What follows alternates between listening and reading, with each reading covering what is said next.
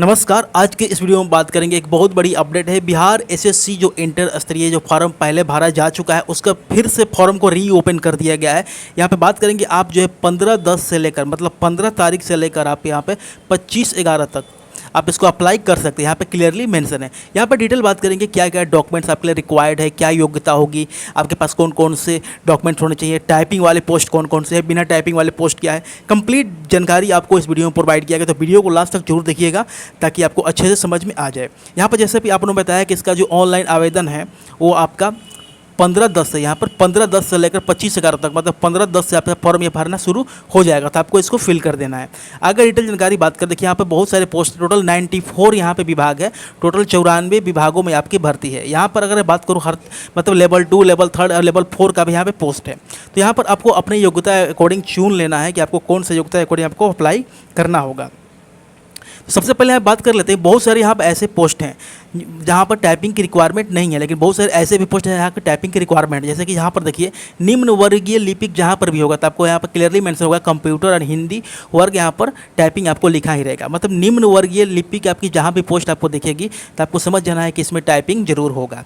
ऐसे maximum post में है। अगर बाई चांस किसी में नहीं हो वो अलग बात है, जहाँ पर मैं बात कर लूँगा, आपको बता दूंगा। ये जहाँ भी आपको निम्न वर्गीय लिपिक दिख रहा है, यहाँ पर ये फलेरिया निर्देशक का है, ये लेवल 4 का पोस्ट है। देखिए इसमें टाइपिंग नहीं है, ठीक है, काफ़ी बेस्ट है। लेवल 4 का है, इंटर लेवल पर है, कोई आपको दिक्कत नहीं है, टाइपिंग वॉपिंग कुछ नहीं है, आपको सिर्फ जाकर एग्जाम पास करके नौकरी ले लेना है। उसके बाद बात करूँ यहाँ पर देखिए राजस्व अधिकारी का, यहाँ पर राजस्व अधिकारी का आपको दिख रहा है कि यहाँ पर टोटल मतलब बात करूँ 1600 यहाँ पर 83 यहाँ पर है। उसके बाद देखिए ओवरऑल आप वैकेंसी की बात मैं आपको कर लूँ, ओवरऑल वैकेंसी क्या यहाँ पर देखिएगा, यहाँ पर अगर बात कर लूँ तो 3559 यहाँ पर वैकेंसी दिख भी रहा होगा। देखिए यहाँ पर ओवरऑल वैकेंसी यहाँ पर राजस्व कर्मचारी का दिख रहा है 3559 यहाँ पर है, और यहाँ बात करूँ 1053 है।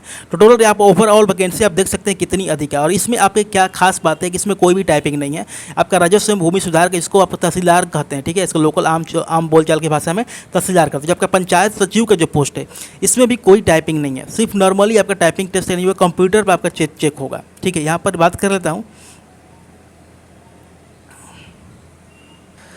इसमें भी कोई टाइपिंग नहीं है। अगर आप कहेंगे कि नहीं, यहाँ पर सर तो दिया गया है कि कंप्यूटर एवं टंकन MS ऑफिस का ज्ञान, ये आपका वांछनीय योग्यता है, मतलब ये अनिवार्य नहीं है। मैं आपको ऊपर भी दिखा देता हूँ, यहाँ पर लिखा गया है कि वांछनीय योग्यता, ये आपके टेक्निकल जो योग्यता है वो आपके पास होना ही चाहिए। अगर आपके पास वो नहीं है तो भी आप अप्लाई कर दीजिएगा, वो पोस्ट आप चुन सकते हैं। लेकिन ये जो आपके पास जिनके पास योग्यता होगी उनको यहाँ पर थोड़ा सा प्रेफरेंस मिलेगा, ठीक है। यहाँ पर निम्न वर्गीय लिपिक या पंचायती राज विभाग का, इसमें भी आपको कंप्यूटर पर आपको जो टाइपिंग है वो अभी आपकी वांछनीय योग्यता में है। तो यहाँ पर इस तरीके से बहुत सारे पोस्ट है। मैं अगर बात करूँ तो सबसे पहले आपको फॉर्म को अप्लाई करना है, तो पोस्ट आप इसको PDF को डाउनलोड करके अभी भर सकते हैं। अभी आपको पोस्ट प्रेफरेंस नहीं चुनना है। जब आप इसका पेपर 1 क्लियर कर लीजिएगा तब आपको पोस्ट प्रेफरेंस चुनने को मिलेगा। तो मैं आपको एक यहाँ पर रफ आइडिया दिखा दिया हूँ कि आपका किस तरीके की पोस्ट है। मैक्सिमम आपका निम्न वर्गीय लिपिक का यहाँ पर अधिकांश तो पोस्ट आपको देखने को मिलेगा, और जो अधिक मात्रा में जो पोस्ट, जब सबसे अधिक जो संख्या है आपका तहसीलदार का पोस्ट का है और ग्राम सचिव का है, ठीक है। तो चलिए आप यहाँ पे आगे थोड़ा सा बढ़कर यहाँ पे योग्यता और भी जितनी जानकारी है उसको देख लेते हैं। देखिए यहाँ पर बात कर लेते हैं, यहाँ पर आपका न्यूनतम शैक्षणिक योग्यता है। न्यूनतम शैक्षणिक योग्यता की अगर मैं बात करूँ तो आपका इंटरमीडिएट होना चाहिए। क्या होना चाहिए? इंटरमीडिएट। आप कहीं से भी किए होंगे आप यहाँ पर अप्लाई कर सकते हैं। कोई भी स्ट्रीम नहीं है कि हाँ आपका आर्ट्स होगा, कॉमर्स होगा, कुछ नहीं। आपका न्यूनतम शैक्षणिक योग्यता जो है इंटरमीडिएट समकक्ष कक्षाओं योग्यताओं का आपका ज्ञान होना चाहिए। तकनीकी वांछनीय योग्यता के बारे में बताया गया है कि ऑनलाइन आवेदन समापित करने से अंतिम तिथि तक आपके पास इस तरह की योग्यताएं होनी चाहिए। आरक्षण किसको मिलेगा वो भी बताया गया। आरक्षण आपका बिहार राज्य का, आपका बिहार के पास डोमिसाइल है तो आपको यहाँ पर आरक्षण मिलेगा। अदर स्टेट के हैं तो आपको अनरिजर्व कैटेगरी से ही आपको कंसीडर किया जाएगा। यहाँ बताया गया कि जाति प्रमाण पत्र, स्थानीय निवास, मूल निवास पर आपके पास यहाँ पर होने अनिवार्य होगा। आप इसको अपलोड करेंगे। यदि आपको अगर ये डॉक्यूमेंट नहीं रहेगा तो आप यहाँ पे अनरिजर्व कैटेगरी से ही ट्रीट कर लिए जाएंगे। यहाँ पर जब क्रीमी लेयर का जो सर्टिफिकेट होगा, पिछड़ा वर्ग अत्यंत पिछड़ा वर्ग के लिए, मतलब BC और EBC से है तो आपके पास जो NCL होता है वो आपके पास अनिवार्य होगा। अगर आपके पास NCL नहीं है तो आपको अनरिजर्व कैटेगरी से ही कंसिडर किया जाएगा। तो चलिए आगे और देख लेते हैं क्या क्या यहाँ पर होती है। अगर दिव्यांग है तो उनके लिए अलग से आरक्षण जो होता है। देखिए आगे बात करते हैं यहाँ पर आपका एज में छूट के लिए। तो आपका जो जन्म तिथि है 1/8/2025 के आधार पर कंसीडर की जाएगी। ठीक है। यहाँ पर अगर बात करूँ जो अनरिजर्व कैटेगरी से आपकी उम्र होनी चाहिए 37 से, मतलब 18 से लेकर आपको 37 साल के बीच होनी चाहिए। जो आपका बीसी है, बीसी और ईबीसी पुरुष और महिला दोनों का आपका 18 से लेकर 40 साल तक। और यहाँ पर अनुसूचित जाति, अनुसूचित जनजाति के लिए 18 से लेकर 42 साल तक आपका उम्र है। और जो आपके दिव्यांग है तो उनके अकॉर्डिंग आपका कोटिवार आपको 10 ईयर का आपका एक्स्ट्रा यहाँ पे रिलैक्सेशन देखने को मिलेगा।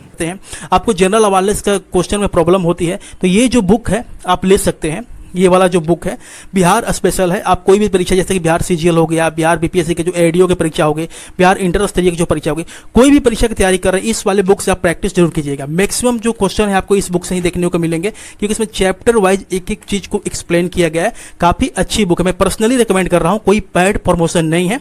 यदि आपको लग रहा है कि आपको प्रैक्टिस करना है तो इस बुक को जाकर ले सकते हैं। तो उम्र में तो किसी को प्रॉब्लम नहीं होगा, मेरे अकॉर्डिंग सारे लोग आप अप्लाई आसानी से कर लीजिएगा।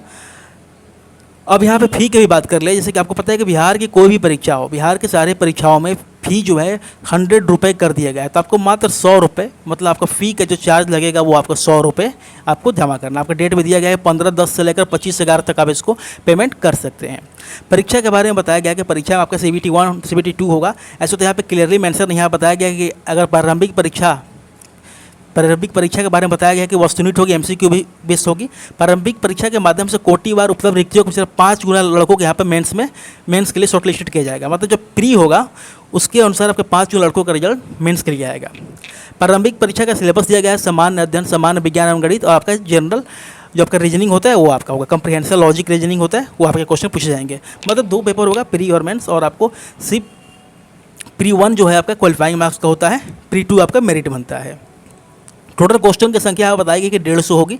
आपका नेगेटिव भी मार्किंग होता है, 1/4 होगा, 4 अंक दिए जाएंगे। और एक आपका गलत होगा तो गलत के लिए आपका नेगेटिव मार्किंग यहाँ पे 1/4 किया जाएगा। परीक्षा का समय बताया गया 2 घंटा 15 मिनट का आपका समय मिलेगा, 2 घंटा 15 मिनट का आपको समय होगी। ठीक है। डिटेल सिलेबस भी आपको यहाँ पर दिया गया है। डिटेल सिलेबस आप यहाँ पढ़ना चाहें तो PDF को डाउनलोड करके पढ़ सकते हैं। आपका सामान्य अध्ययन में क्या क्या पोर्शन पूछा जाएगा, समय सामाजिक से होगा, भारत और पड़ोसी देश के जो भी आपका करेंट अफेयर से वो आएगा, सामान्य विज्ञान के कौन कौन से टॉपिक आएंगे, मैथ के, रीजनिंग के, सब आपको बताया गया है। क्वालिफाइंग मार्क्स यहाँ पर बताया गया है कि आपका सामान्य वर्ग से 40% होना चाहिए, पिछड़ा वर्ग से आपका 36.5% होना चाहिए, अत्यंत पिछड़ा वर्ग का 34% होना चाहिए, अनुसूचित जाति अनुसूचित जनजाति का 32% होना चाहिए, महिला सभी वर्ग के लिए 32% और दिव्यांग के लिए 32% आपका जो है मिनिमम क्वालिफाइंग मार्क्स आपका होना चाहिए।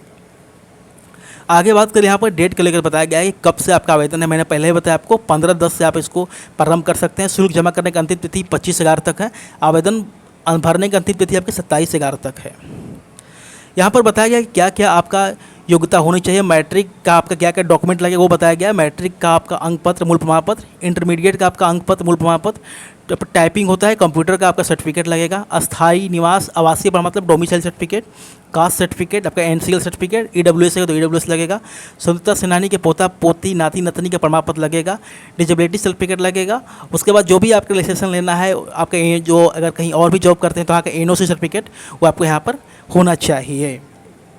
ठीक है। और आगे यहाँ पे बात कर ले जो इंपॉर्टेंट चीज़ें हैं, यहाँ पर बताया गया है कि जो भी आपका ये परीक्षा होगी उसको आपका एडमिट कार्ड निर्गत होने के लिए आपको दावा नहीं किया, मतलब आपको इन्फॉर्मेशन आपको बाई पोस्ट आपको एडमिट कार्ड नहीं आएगा, जैसे कि आपको पता भी होगा कि आपको सिर्फ आपको मेल कर दिया जाता है। तो वो सारी चीज़ें हैं। और आगे देख लेते हैं क्या क्या इंपॉर्टेंट पॉइंट है। आई थिंक सारा इंपॉर्टेंट पॉइंट कवर हो गया। आपको इसको अप्लाई कर देना चाहिए। यदि आपको कोई भी डाउट हो इस फॉर्म को भरने को लेकर तो कमेंट जरूर कीजिएगा। मैं पूरी कोशिश करूँगी आपके कमेंट के रिप्लाई दे सकूँ। Thanks for watching this video.